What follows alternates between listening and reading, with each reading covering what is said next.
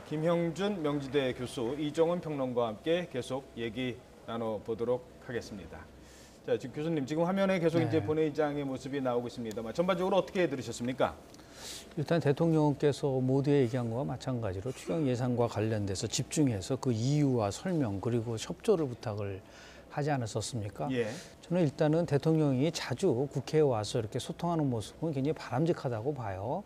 박근혜 전 대통령도 실은 본 예산과 관련돼서는 3년 연속 시정 연설을 했거든요. 근데 그 추경 예산을 가지고 대통령이 직접 한 거는 헌정사상 처음이라는 그 말에서 함축하듯이 저렇게 자주 국회와 나름대로 소통하고 대화를 한다고 한다면 지금 뭐 꼬여있는 전국도 풀 수 있는 계기가 마련되지 않을까라는 생각을 좀 하게 되고요. 가장 먼저 모두에서 얘기한 말이 좀 와닿습니다. 가장 큰 거는 정부의 역할이 뭐고 정치의 책임이 뭔가. 지금은 경제는 적절한 시기를 놓치지 말아야 하는데 현재 실업대란을 제대로 방치하면 국가 재난 수준의 경제 위기를 맞이할 수 있다라고 하는 부분이요. 이런 부분들을 좀 적절히 인식을 하고 국회와 같이 이 난국을 헤쳐나가겠다고 하는 대통령의 의지를 아주 강력한 메시지를 통해서 전달을 한 시정연설이라고 저는 일단 봅니다. 예, 지금 이제 대통령이 악수를 나누고 있는 모습인데요.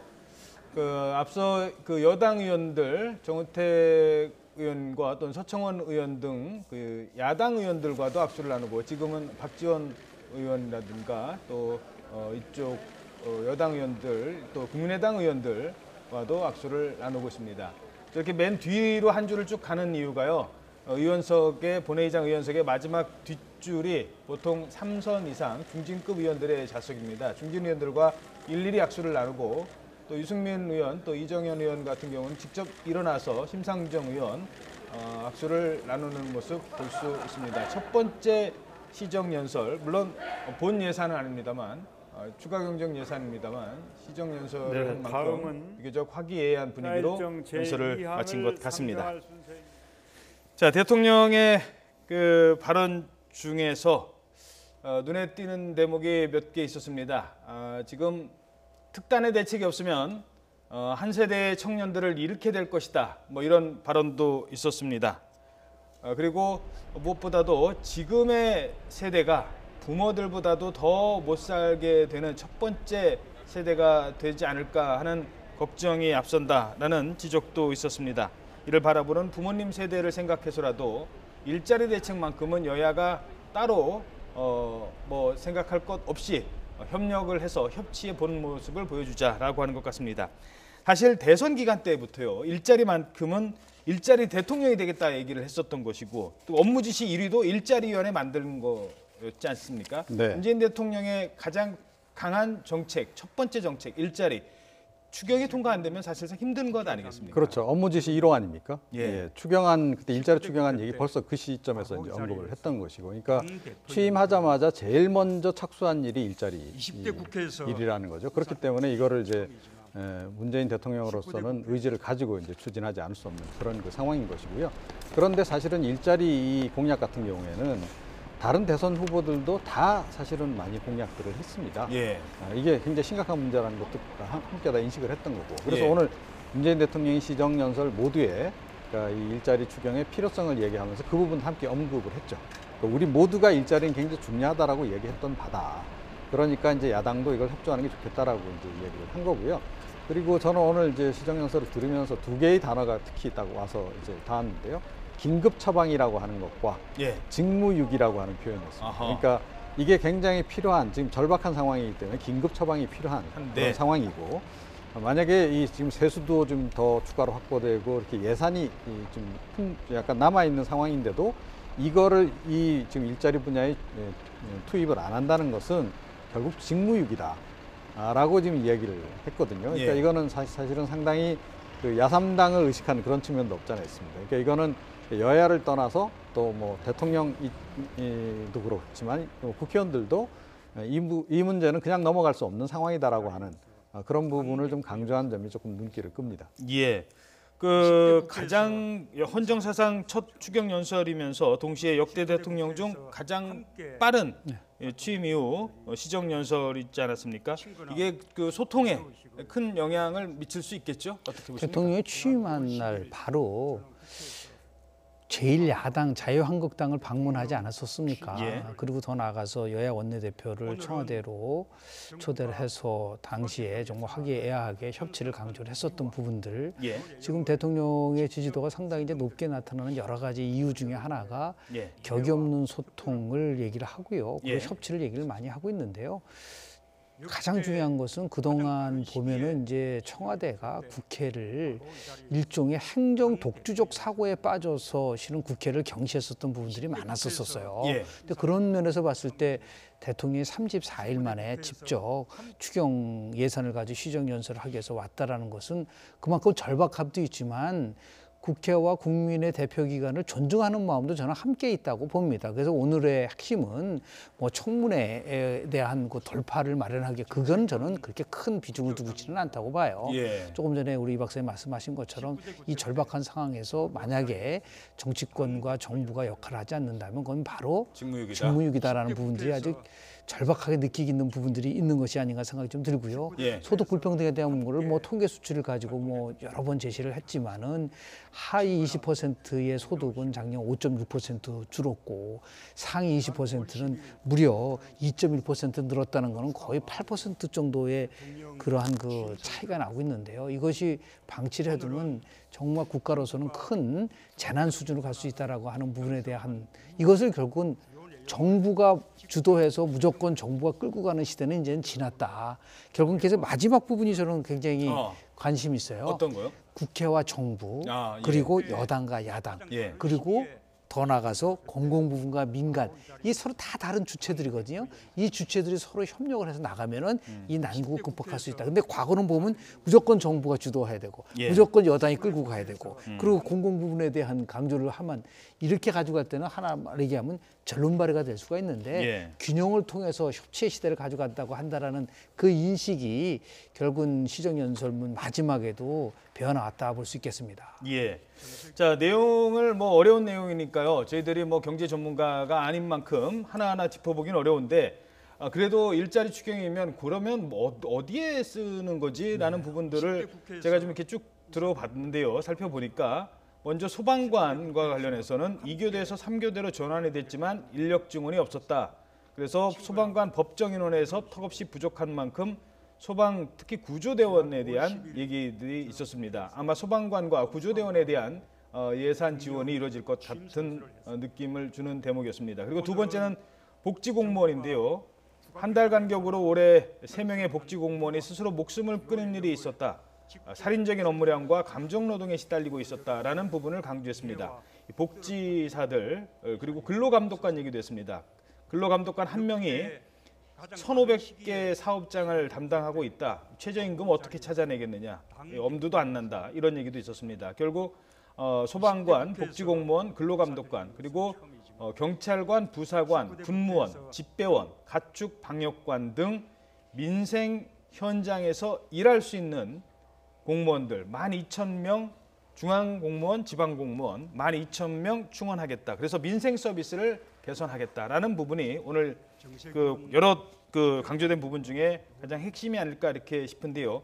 결국 대통령이 바라는 일자리 창출을 위해서 대통령이 바라는 그 고용 구조라는 거는 일단 꼭 필요한데도 못하는 소방관들, 그 여러 가지 근로 요건 어려운 사람들, 복지공무원들 이쪽부터 일단 손을 보겠다 이런 얘기 아니겠습니까? 예, 오늘 시정연설을 조금 더 좀 그 눈길을 끄는 대목은 뭐냐면요. 우선 형식 면에서 그러니까 이미지 컷을 잘 활용을 했거든요. 예. 그리고 내용을 아주 요약한 그런 그 헤드라인을 이제 보여줌으로써 이제 잘 이해를 할 수 있도록 이렇게 이제 도와주는 그런 그 모습이 좀 특이했는데 예. 그건 제가 잠시 뒤에 설명드릴게요. 전체적으로 그 내용을 보게 되면 예. 지금 추경안 제출 이후에 야권에서 문제 제기를 하고 있는 대목, 그 대목에 대해서 구체적으로 좀 해명을 하는 그런 데 초점이 좀 맞춰져 있습니다. 예를 들어서 이 공공부문, 특히 공무원 일자리 12,000명 늘리는 것 관련해서는 당장 지금 가장 협조가 절실한 국민의당 쪽에서 공무원 숫자 늘리면 안 된다라고 지금 일단 밝히고 있잖아요. 그렇죠. 자, 그 부분에 대해서 이 얘기를 하고 있는 겁니다. 그러니까 그냥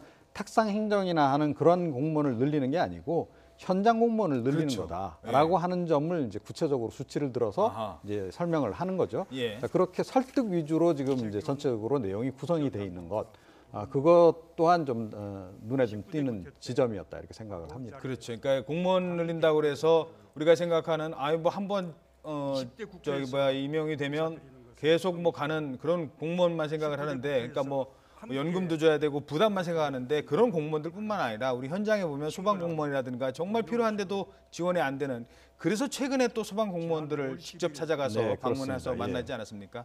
예, 어떻게 보십니까? 지금 실질적으로 구체적 내용은 네 가지 부분에서 말씀을 하셨어요. 네. 가장 큰 거는 지금 말씀 모든 부분은 청년을 위한 추경 속에서 포함이 돼 있다는 거죠. 그리고 더 나가서 이제 특히 저는 관심 있는 게 여성을 위한 추경에 그렇죠. 대한 부분들도 굉장히 관심이 있어요. 예. 그래서 우리가 지금 저출산, 육아휴직 문제, 그리고 뭐 경력단련 문제. 저성장, 예. 저출산 문제, 이 문제는 정말 국가가 책임을 지고 갈 수 부분이 있는데 그 부분에 대한 얘기를 했고요. 또 치매를 포함해서 어르신들 부분에 대한 건강 부분, 또 일자리, 그리고 마지막으로 이제 지역에 관한 밀착형 일자리를 만들겠다. 그러니까 고루고루 이게 다 이렇게 나름대로 총괄해서 지금 제시를 하고 있고, 전체적으로 11만 명 정도의 일자리가 이제 만들어진다 얘기를 하고 있고요. 예. 청년들이 원하는 좋은 일자리를 만들 때 중요한 것은 공공 부분이 국가가 우선적으로, 그러니까 일자리의 마중물 역할을 정부가 하겠다는 거고, 정부가 직접 고용할 수 있는 수준을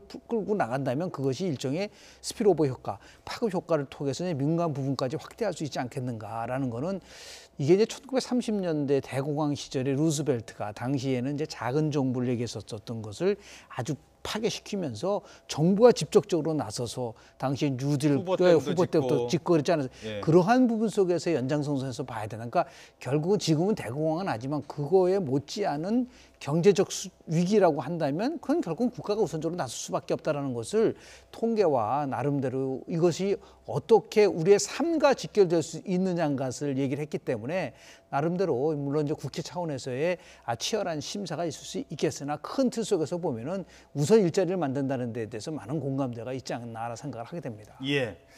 자, 그리고 뭐 하나만 더 짚어보면요. 그 아까 말씀하신 것들은 여성들에 대해서, 특히 그 아이 키우기 위해서 육아휴직하지 않습니까? 육아휴직과 관련돼서 첫 3개월 급여를 최대 2배까지 인상해 주겠다. 당장 육아휴직 끝났는데 아이들 누가 돌봐줍니까? 이거 뭐 또 어린이집 보내거나 이럴 나이가 안 된 경우에는 특히 이 아주머니들, 그 도와주시는 도우미 아주머니들 비용이 만만치 않거든요.